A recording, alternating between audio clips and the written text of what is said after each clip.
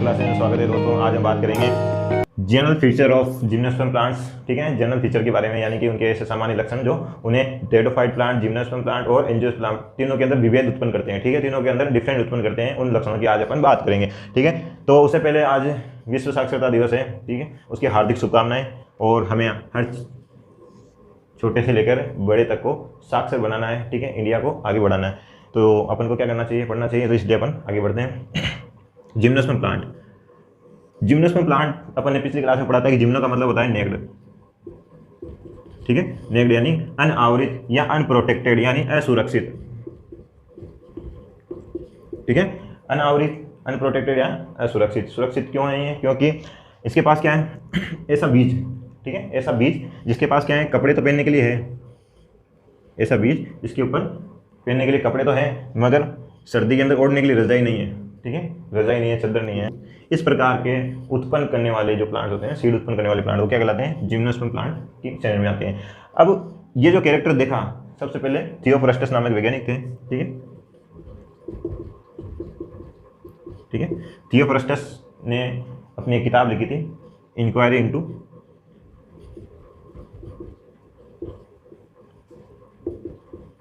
Plant. ठीक है, किताब लिखी थी इंक्वायरी इनटू प्लांट। उनके अंदर जब उन्होंने देखा कि जो एक ऐसे प्लांट समूह हैं जिसके अंदर क्या हो रहा है कि बीज तो बन रहे हैं मगर बीज के ऊपर फ्रूट यानी फ्रूट नहीं बन रहे हैं। ठीक है, तो उन प्लांट्स के लिए उन्होंने क्या टर्म यूज किया? जिम्नोस्पर्म समूह के लिए एक शब्द यूज किया उन्होंने। वो कौन सा शब्द था? जिम्नोस्पर्म। ठीक है, तो जिम्नोस्पर्म प्लांट के लिए सबसे पहले थियोफ्रस्टस ने टर्म जो है यूज किया था, और ये फादर ऑफ बॉटनी भी कहलाते हैं। ठीक है,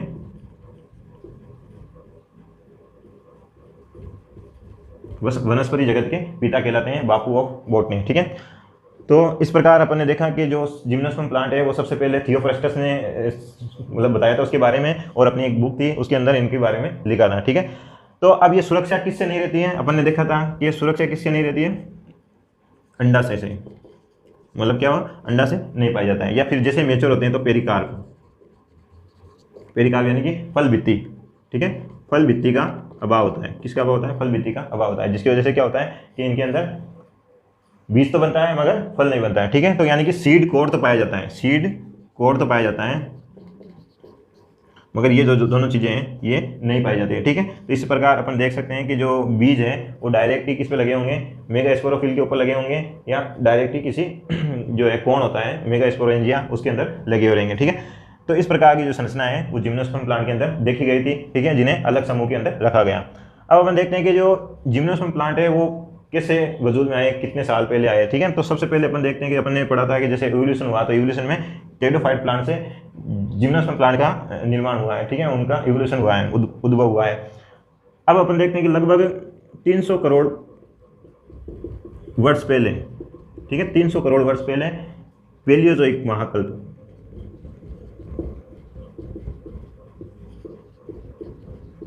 महाकल्प के अंत में, ठीक है, पेलियोजोइक महाकल्प के अंत में ये वनस्पति जो है वजूद में आई, यानी कि दुनिया में आई। फिर धीरे धीरे मीसोजोइक जो काल होता है, मीसोजोइक महाकल्प में, ठीक है, मीसोजोइक महाकल्प में ये मुख्य वनस्पति के रूप में रही। ठीक है, पृथ्वी के ऊपर मुख्य वनस्पति के रूप में रही, ऐसा माना जाता है। वैज्ञानिक कहते हैं कि जो डायनासोर थे इस टाइम पे इनके जो फ्रूट होते हैं, फ्रूट और पत्तियों का उपयोग करते थे। ठीक है, जो शाकाहारी डायनासोर होते हैं वो इसका उपयोग करते थे। ठीक है, तो इस प्रकार अपन देखते हैं कि जो करोड़ों वर्ष पहले ये जो है मुख्य वनस्पति के रूप में थे, मगर ये मुख्य वनस्पति के रूप में अब क्यों नहीं रहे? क्योंकि ये पास क्या है, सुरक्षा नहीं थी। ठीक है, सुरक्षा जरूरी है। तो उसी तरह अब सुरक्षा क्यों नहीं रही? क्योंकि इसके पास अंडाशय या ओवेरी की जो संरचना बनती है वो नहीं थी। तो फिर धीरे धीरे क्या हुआ कि ये एक सीमित क्षेत्र में, ठीक है, सीमित क्षेत्र तक रह गए। ठीक है, सीमित क्षेत्र में ही रहे, अधिकतर फैले नहीं। तो ये जो है मुख्य वनस्पति, ठीक है, जो एंजियोस्पर्म प्लांट है वो है, मानते हैं, मगर जब सबसे ज़्यादा जंगल जो है वो किसके पाए जाते हैं? जिम्नोस्पर्म प्लांट के पाए जाते हैं। ठीक है, क्योंकि लगभग इसकी कितनी जातियाँ हैं? 70 जेनेरा है इसके। ठीक है, 70 जेनेरा है और लगभग 765 जातियाँ हैं जो सबसे ज़्यादा वन निर्माण करने में मदद करती है। ठीक है, वन निर्माण जो है सबसे ज़्यादा कौन करता है? जिम्नोस्पर्म के प्लांट करते हैं। ठीक है, मानते हैं कि कम पाए जाते हैं जिम्नोस्पर्म के प्लांट, मगर जो वन का जो निर्माण है, फॉरेस्ट का जो निर्माण है, वो सबसे ज़्यादा कौन करता है? जिम्नोस्पर्म के प्लांट करते हैं। ठीक है, और जिम्नोस्पर्म के प्लांट छोटे प्लांट से लेकर बहुत ही लंबे ऊंचाई वाले प्लांट भी पाए जाते हैं। जैसे नीटम उला, यह है आरोही पादप है, ठीक है, आरोही पादप है। और सिकोया जाइजोंटिया, ठीक है, सिकोया जाइजेंटिया, ये लगभग सिकोया जाइजेंटिया लगभग 400 फीट, ठीक है, 400 फीट ऊंचाई का पादप है, बहुत ही ज़्यादा ऊंचा पादप है, जो विश्व का सबसे लंबा पादप है। सिकोया जाइजेंटिया किसका पादप है? जिम्नोस्पर्म का प्लांट है, ठीक है। तो इस प्रकार अपन देखते हैं कि इसके जो पादप हैं छोटे भी पाए जाते हैं और बहुत ही ज़्यादा पाए जाते हैं, ठीक है, लंबे ऊंचाई में। जैसे जेमिया, जेमिया जो प्लांट है, जेमिया प्लांट जो है सबसे छोटा पादप प्लांट है, ठीक है। जिम्नोस्पर्म का जो है सबसे छोटा पादप होता है, जिम्नोस्पर्म का सबसे छोटा पादप क्या है? जेमिया। तो अपन देखते हैं कि जो जिम्नोस्पर्म के जो प्लांट हैं उनके अंदर विशेष कैरेक्टर पाए जाते हैं जो इन्हें एंजियोस्पर्म प्लांट, टेरिडोफाइट प्लांट से अलग करते हैं, ठीक है। तो वो कौन कौन से लक्षण हैं, मुख्य जो लक्षण हैं वो उनके बारे में अपन देखेंगे। तो सबसे पहले तो मेन तो ये लक्षण होता है कि नेक्ड सीड, ठीक है, अनावृत बीज होता है, ये सबसे पहले लक्षण, ठीक है। दूसरा लक्षण क्या होता है? इनके अंदर वेजिटेटिव रिप्रोडक्शन नहीं होता है। क्या होता है? वेजिटेटिव रिप्रोडक्शन, ठीक है। वेजिटेटिव यानी कि कायिक जनन जो है उसका पूर्ण रूप से अभाव होता है। कुछ एक्सेप्शन हो सकता है, बाकी अधिकतर प्लांट्स जो है लैंगिक जनन करते हैं। दूसरा लक्षण क्या होता है कि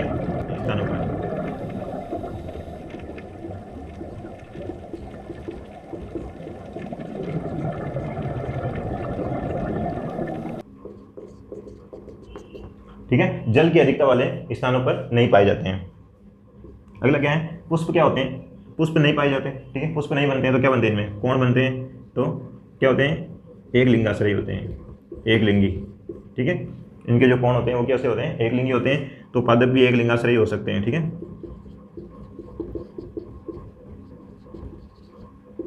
ठीक है, एक लिंगाश्रयी हो सकते हैं। जैसे अपन ने पढ़ा था एक लिंगाश्रयी का मतलब क्या होगा कि जो मादा पुष्प या नर पुष्प, या तो मादा पुष्प लगेगा एक प्लांट के ऊपर या नर पुष्प लगेगा, तो वो कौन सा कहलाएगा? एक लिंगाश्रयी पादप कहलाएगा, ठीक है। और एक लिंगी यानी कि उसके अंदर नर भाग, एक पुष्प के अंदर नर भाग ही होगा या मादा भाग ही होगा, ठीक है, दोनों में से एक ही भाग होगा, तो वो कौन सा पुष्प कहलाएगा? एक लिंगी कहलाएगा। तो इसमें क्या होते हैं? पुष्प नहीं पाए जाते हैं तो क्या पाए जाते हैं? कोण पाए जाते हैं, स्ट्रोबिलस पाए जाते हैं, या मेगास्पोरेंजिया पाई जाती है, मेगास्पोरोफिल पाई जाती है, ठीक है। मेगास्पोरोफिल के ऊपर क्या लगी हुई होती है? मेगास्पोरेंजिया लगी होती है, ठीक है। तो इस प्रकार की जो संरचना होती है, इसलिए इसको ये अधिकतर क्या होते हैं? एक लिंगी होते हैं। अपन आगे बात करते हैं। तो इनके अंदर क्या होता है? जो जाइलम, जाइलम में क्या होती है? वेसल्स नहीं है पाई जाती, वाहिकाएं, ठीक है, वाहिकाएं अनुपस्थित होती है। और फ्लोएम के अंदर क्या होती है? कंपोनियन सेल, यानी कि सह कोशिकाएं, ठीक है, सह कोशिकाओं का अभाव होता है, ठीक है। तो ये जो लक्षण है, ये जो लक्षण है, ये बहुत ही मुख्य लक्षण है जो जिम्नोस्पर्म प्लांट के अंदर नहीं पाए जाते हैं, ठीक है।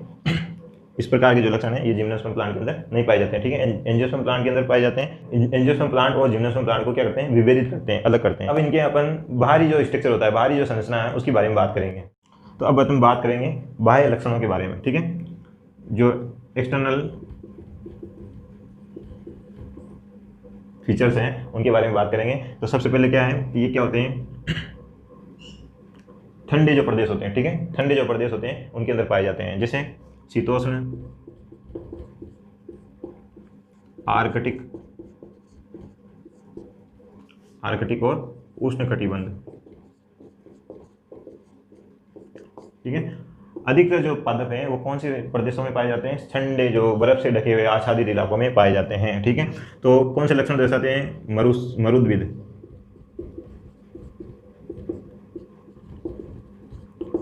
ठीक है, मरुद्भिदी लक्षण दर्शाते हैं। अब अपन कहेंगे कि ठंडे प्रदेशों में पाए जा रहे हैं मरुद्भिदी लक्षण कैसे दर्शा रहे हैं, ठीक है, सरक गई है मेरी।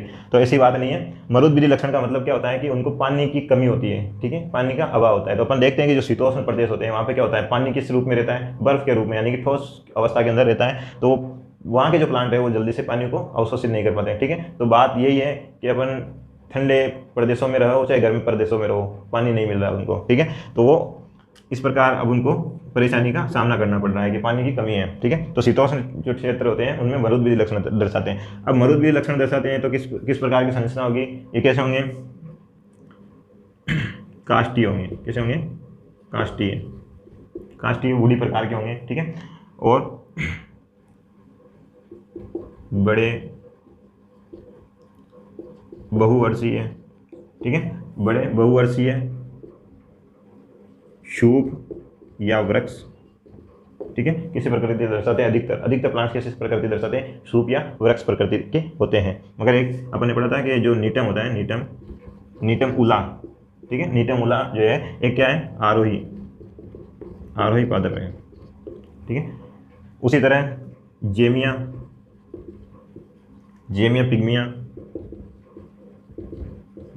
क्या है, एक सबसे छोटा जो क्या है, जिम्नोस्पर्म प्लांट है। ठीक है, सबसे छोटा अनावृत बीजी पादप है। और सबसे लंबा सिकोया जाइजेंटिया। ठीक है, सिकोया जाइजेंटिया जो है सबसे लंबा पादप है, जो लगभग कितना होता है, 400 फीट ऊंचा। ठीक है, 400 फीट ऊंचाई का एक पादप है जिसे सिकोया जाइजेंटिया नाम है उसका। वो सबसे ऊंचा, लंबाई में बहुत ही ज़्यादा ऊंचा पादप है, जो किसका, कौन सी पादप समूह का है, जिम्नोस्पर्म पादप समूह का होता है। ठीक है, तो इस प्रकार अपन कह सकते हैं कि जो जिम्नोस्पर्म के जो प्लांट होते हैं वो बहुत ही ऊंचाई वाले होते हैं। ठीक है, वुडी प्रकार के होते हैं, मतलब कठोर प्रकार के। ठीक है, वृक्ष स्वभाव के, शूप स्वभाव के होते हैं, झाड़ी टाइप में होते हैं। तो ठंडे प्रदेशों में मरुद विधि लक्षण दर्शाते हैं। अब आगे बात करें अपन, स्पोरोफाइट जो अवस्था होती है। ठीक है, मुख्य पादप भाग कौन सा होता है, स्पोरोफाइट होता है, जो किस में बटा होता है, जड़, तना और पत्तियों के अंदर बटा होता है। ठीक है, जड़, तना और पत्तियों के अंदर बटा हुआ रहता है। ठीक है, तो अब जड़ की बात करें तो जड़ कैसी होती है, मूसला मूल पाई जाती है, टेप रूट। ठीक है, इसका मतलब क्या हुआ कि जो मूल का जो निर्माण है वो किससे होता है, मूलांकुर से होता है। ठीक है, मूलांकुर से मूल का निर्माण होगा और वो बाद में जाके बहुत सारी शाखाओं के अंदर विभाजित हो जाती है। ठीक है, जैसे जैसे आगे बढ़ती जाती है वो विभाजित होती जाती है। ठीक है, तो उसको बोलते हैं मूसला मूल तंत्र। क्या बोलेंगे, मूसला मूल तंत्र। तो मूसला मूल तंत्र पाया जाता है, बहुवर्षीय होती है और द्वितीयक वृद्धि भी पाई जाती है। ठीक है, तो मूल के अंदर भी द्वितीयक वृद्धि पाई जाती है। अब हम बात करते हैं स्टेम की, तने की। तना क्या होता है, काष्ठीय होता है, काष्ठीय होता है, बेलनाकार होता है।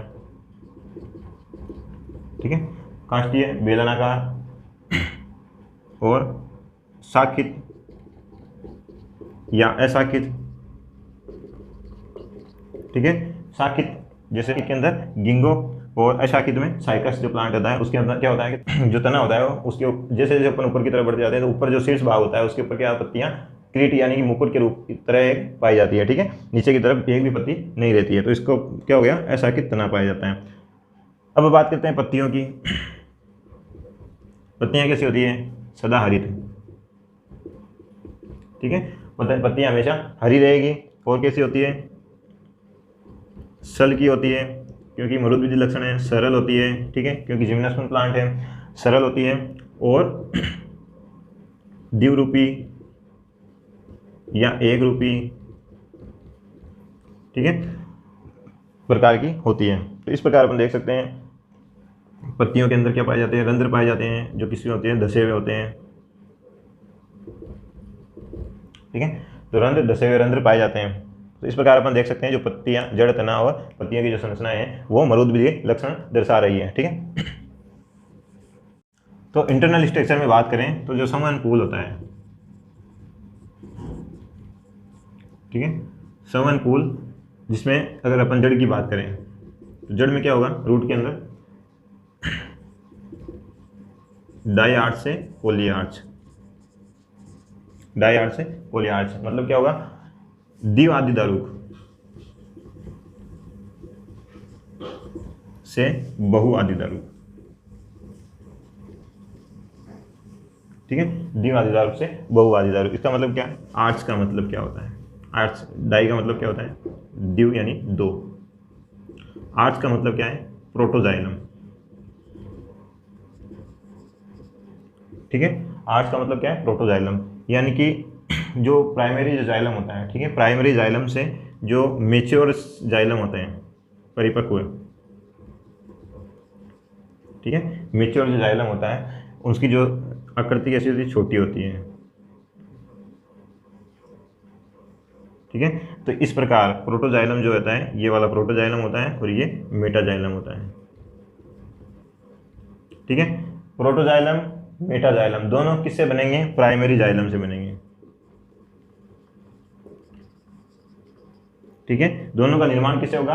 प्राइमरी जाइलम से होगा, मगर जो प्रोटोजाइलम होगा वो क्या होगा? परिपक्व हो जाएगा, मेच्योर हो जाएगा, और जो मेटाजाइलम है वो अनपरिपक्व रहेगा, और उसकी जो संरचना है वो आकार जो है वो कितना होगा?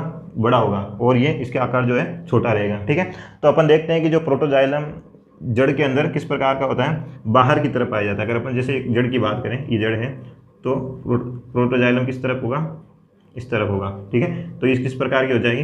इसको क्या बोलेंगे अपन? एक्सआर्च। एक्सआर्च यानी कि बाह्य आदिधारूक। क्या बोलेंगे? बाह्य आदिधारूक।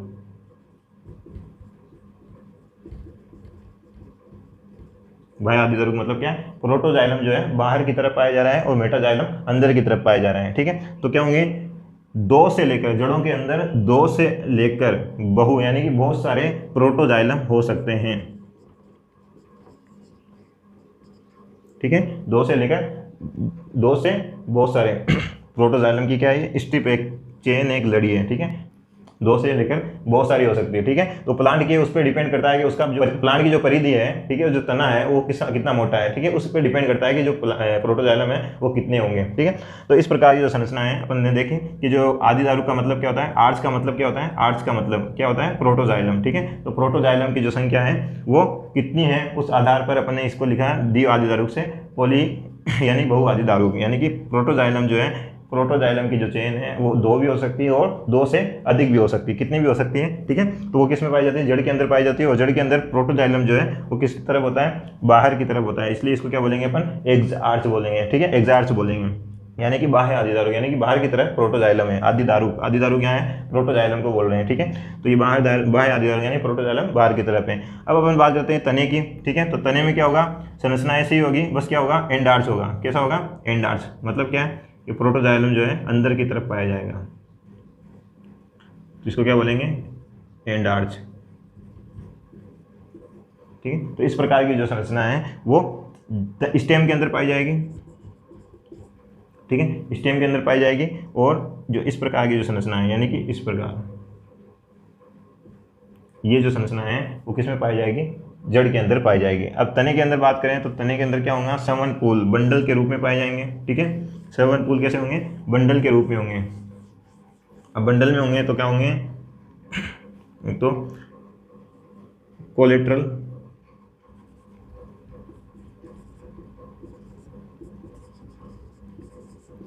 ठीक है, कोलेट्रल होंगे, कॉन्जॉइंट होंगे, कॉन्जॉइंट होंगे, क्लोज या ओपन प्रकार के होंगे। ठीक है, तो इस प्रकार की जो संरचना है वो किस में पाई जाती है? स्टेम के अंदर पाई जाती है। मतलब कोलेट्रल मतलब क्या हो गए? समपार्श्विक, यानी कि पास पास में पाए जाएंगे। ठीक है, समपार्श्विक का मतलब क्या है? पास पास के अंदर पाए जाएंगे। अब एंडार्च है, मैंने क्या बोला था? एंडार्च है, तो एंडार्च है तो अपन क्या करेंगे? ये जो तना, ये जो इस संरचना है अपन ने कैसी बनाई है? अंदर की तरफ तिकोनी बनाई है। ठीक है, एंडार्च का मतलब क्या हुआ? कि अंदर की तरफ क्या है? प्रोटोजाइलम है। ठीक है, अंदर की तरफ प्रोटोजाइलम है, तो इस प्रकार अपन जो संरचना बनाते हैं वो किस प्रकार बनाते हैं? अंदर की तरफ क्या बनाएंगे? तिकोनी बनाएंगे। ठीक है, तो ये इस प्रकार की जो संरचना है वो तने के अंदर पाई जाती है। तो प्रोटोजाइलम अंदर की तरफ है। फिर क्या होगा कि कॉन्जॉइंट होंगे, मतलब क्या होंगे? जुड़े हुए रहेंगे एक दूसरे से। ठीक है, जुड़े हुए, संयुक्त होंगे। ठीक है, संयुक्त होंगे, मतलब संयुक्त होने का मतलब क्या है? ऊपर क्या पाया जाएगा? फ्लोएम पाया जाएगा, और अंदर क्या पाया जाएगा? जाइलम पाया जाएगा। तो फ्लोएम और जाइलम क्या होंगे? एक दूसरे से जुड़े हुए पाए जाएंगे। ठीक, और क्लोज या ओपन, क्लोज या ओपन यानी कि क्या? बीच में क्या होगा? कैम्बियम। तो अधिकतर जो प्लांट होते हैं ठीक है। जिम्नोस्पर्म के अधिक से प्लांट होते हैं वो किस प्रकार के होते हैं, ओपन प्रकार के होते हैं। ओपन का मतलब क्या होता है, इसके अंदर कैम्बियम पाया जाएगा। कैम्बियम पाया जाएगा तो कैम्बियम क्या करता है, सेकेंडरी ग्रोथ करता है, ठीक है, द्वितीयक वृद्धि करता है, यानी कि उसकी मोटाई को बढ़ाता है, ठीक है। तो इस प्रकार ये मोटा हो जाता है खा पी के।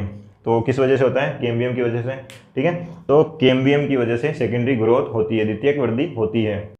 अब हम बात कर रहे थे समन पूल की, तो समन पूल में क्या क्या पाया जाता है, जाइलम पाया जाता है, ठीक है, और दूसरा क्या होता है, फ्लोएम होता है, ठीक है। तो जाइलम और फ्लोएम पाए जाते हैं। तो जाइलम में अपन को पता है क्या होती है, वेसल्स और ट्रेकिड्स, ठीक है, जाइलम पेरेन्काइमा, ठीक है, और जाइलम फाइबर, ठीक है। तो इस प्रकार की जो संरचनाएं हैं वो जो जाइलम है वो 4 चीज़ों से मिलकर बना होता है। तो अब जो फ्लोएम है, फ्लोएम किसका बना होता है,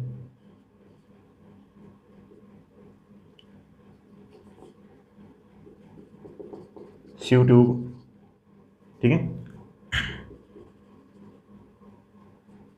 कंपोनियन सेल, सिव ट्यूब, कंपोनियन सेल, ठीक है, फ्लोएम पेरेन्काइमा,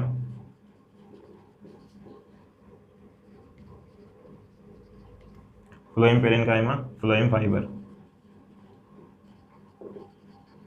ठीक है। तो इस प्रकार की जो संरचनाएं हैं उसके अंदर पाई जाती हैं। ये किन पादपों में पाई जाती है, एंजियोस्पर्म प्लांट के जो पादप होते हैं, ठीक है, एंजियोस्पर्म पादपों के अंदर ये पाए जाते हैं। मगर जिम्नोस्पर्म में एक तो ये नहीं पाई जाएगी, ठीक है, वेसल्स नहीं पाई जाती है। दूसरे सिव ट्यूब, सॉरी, कंपोनियन सेल, ठीक है, कंपोनियन सेल जो है फ्लोएम के अंदर कंपोनियन सेल का अभाव होता है।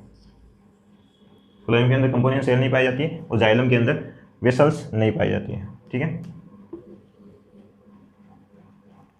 और सिव ट्यूब की जगह क्या पाई जाती है, सिव सेल पाई जाती है, ठीक है, सिव सेल पाई जाती है जो फ्लोएम के अंदर होती है। तो इस प्रकार जो अपन है अंतर देख सकते हैं कि जो एंजियोस्पर्म के जो प्लांट होते हैं उनके अंदर वेसल्स पाई जाती है। वेसल्स क्या होती है, एक ट्यूब लाइक स्ट्रक्चर होता है जो क्या होती है तो ट्रेकिड्स की जैसी होती है, मगर क्या होती है, थोड़ी लंबी होती है, ठीक है, लंबी और संकरी होती है, ठीक है। और सह कोशिकाएं जो है जो सिव ट्यूब होती हैं या जो कंपोनियन सेल जो होती है वो किसके पास में होती है, सिव ट्यूब होती है उसके पास में स्थित होती है, ठीक है, ये कोशिकाएं होती है। तो ये जो कोशिकाएं हैं वो इसके अंदर नहीं पाई जाती, ठीक है। इस प्रकार की जो संरचनाएं हैं वो इनके अंदर नहीं पाई जाती है, ठीक है। तो अपन ने देखा था कि जो इनके अंदर क्या पाया जाता है, कैम्बियम पाया जाता है,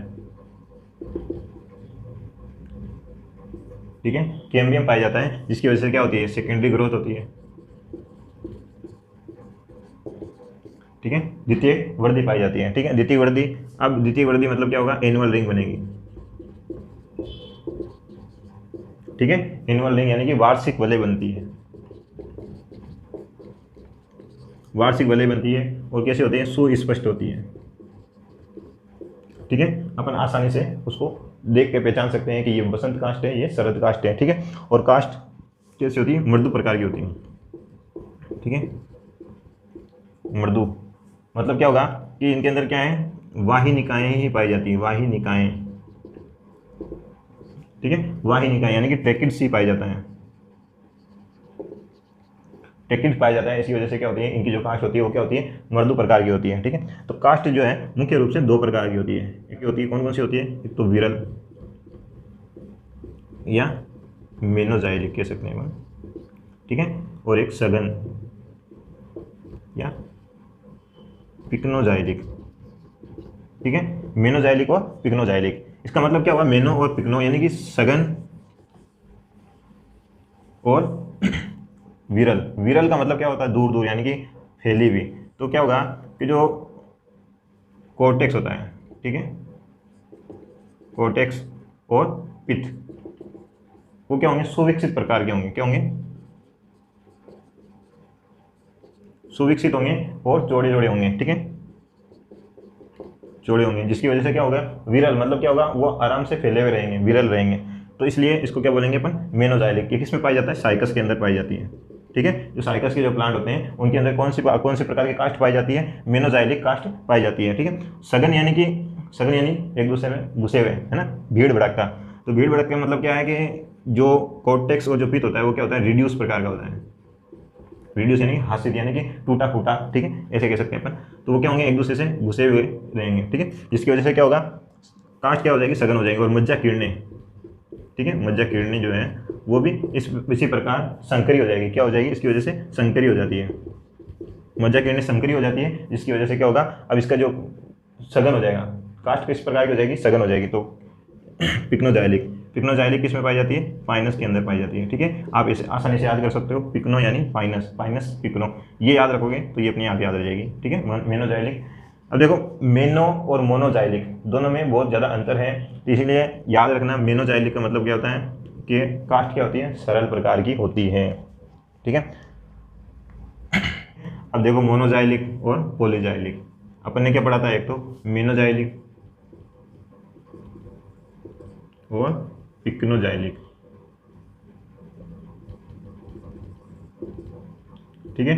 मेनोजाइलिक, मोनोजाइलिक, मोनोजाइलिक का मतलब क्या है, अब द्वितीय वर्दी होती है तो क्या होती है, कैम्बियम की रिंग होती है, ठीक है। कैम्बियम की रिंग होती है, वो क्या करती है, ठीक है, कैम्बियम की रिंग क्या करती है, जाइलम और फ्लोएम की, ठीक है, नई नई वलय बनाती है, जिससे क्या होती है, द्वितीय वर्दी होती है। मगर अगर कैम्बियम की वलय खुद एक जो वलय होती है वो जीवन प्रयत्न, एक ही वलय जीवन प्रयत्न जाइलम और फ्लोएम का निर्माण करती रहे, ठीक है, तो वो क्या कहलाएगी, मोनोजाइलिक कहलाएगी, ठीक है। अगर कैम्बियम की वलय, ठीक है, कैम्बियम की वलय हर बार नई बने फिर उससे जाइलम फ्लोएम का निर्माण हो, ठीक है, तो उसको क्या बोलेंगे अपन, पॉलीजाइलिक बोलेंगे, ठीक है। तो इस प्रकार जो है अपन देख सकते हैं कि जो एक तो मेनोजाइलिक, मेनोजाइलिक में अपन ने क्या देखा था कि विरल प्रकार का जो है कास्ट पाया जाता है, कास्ट क्या होता है, विरल प्रकार का होता है। मेनोजाइलिक का मतलब क्या होता है, इसके अंदर क्या होगा जो है नया कैम्बियम जो वलय है वो नहीं बनेगा, एक ही कैम्बियम वलय से बार बार जाइलम और फ्लोएम का निर्माण होगा। जबकि पॉलीजाइलिक में क्या होगा, कैम्बियम की वलय नहीं बनेगी, उस नई कैम्बियम की वलय से क्या होगा, जाइलम और फ्लोएम का निर्माण होगा। तो ये किस में होता है, अब देखो इधर उल्टा हो जाएगा, और ये साइकस के अंदर पाया जाता है, ठीक है। इधर क्या आ रहा था, साइकस आ रहा था, और इधर फाइनस आ रहा था, ठीक है। तो एकदम उल्टा हो गया है, तो इसलिए इस चीज़ का ध्यान रखना है, गलती नहीं करनी है। मेनो और मोनो के अंदर अंतर है, ठीक है, मोनो यानी एक, ठीक है, मेनो यानी विरल प्रकार का जाइलम, ठीक है, यानी कि कास्ट जो है विरल प्रकार की पाई जाएगी, ठीक है। दोनों के अंदर मुख्य अंतर यही है। पत्तियां होती है, ठीक है, पत्तियों पर क्या पाया जाता है, क्यूटिकल, ठीक है, पत्तियों पर क्यूटिकल की परत पाई जाती है, ठीक है। उपत्वचा, जो क्यूटिकल की परत है वो कौन से प्लांट्स में पाई जाती है, मरुद्भिदी पादपों के अंदर पाई जाती है। अब क्यूटिकल की उपत्वचा पाई जाती है तो क्या होंगे, रंध्र क्या होंगे, धसे हुए होंगे, क्या होंगे, धसे होंगे, सेंकेन होंगे, यानी कि उसकी जो पत्तियां होंगे, जो रंध्र होते हैं वो क्या होंगे, अंदर की तरफ धसे हुए पाए जाएंगे, ठीक है, उपत्वचा फैल जाएगी। और अधिकतर कहाँ होंगे, नीचे वाली साइड में होंगे, नीचे की सतह पर अधिक होंगे, ठीक है, नीचे की जो सतह है उस पर अधिक पाए जाएंगे। और हिप्लोचिलिक और सिंडेटोचिलिक प्रकार के रंध्र पाए जाएंगे, चिलिक और सेंडेटोचिलिक। और क्या पाई जाएगी, इसमें विशेषता क्या है पत्तियों की, पार्श्व में सिराएं नहीं पाई जाएगी, ठीक है, पार्श्व के अंदर सिराएं नहीं पाई जाएगी, पार्श्व में सिराएं, क्योंकि सरल प्रकार की है। अपन ने क्या पढ़ा था, पत्तियां किस प्रकार की होती है, सरल प्रकार की होती है, सरल प्रकार की होती है, तो इनमें से शिरा विन्यास क्या होगा, नॉर्मल होगा, ठीक है। तो इसकी वजह से क्या होते हैं, इनके अंदर उत्तक पाए जाते हैं, ठीक है, उत्तक पाए जाते हैं जो स्थानांतरण का काम कर रहे हैं, ठीक है, स्थानांतरण का काम करते हैं, ठीक है। उन उत्तकों के द्वारा क्या होता है, पार्श्व के अंदर भोजन जाता है, ठीक है, या जल जाता है, ठीक है, उन्हीं उत्तकों की वजह से ये काम होता है। तो इस प्रकार जो है इनके अंदर मुख्य आंतरिक संरचनाएं अपन ने पढ़ी और बाह्य संरचनाएं पढ़ी, ठीक है। जनन की जो संरचना है वो अपन अगली क्लास में पढ़ेंगे।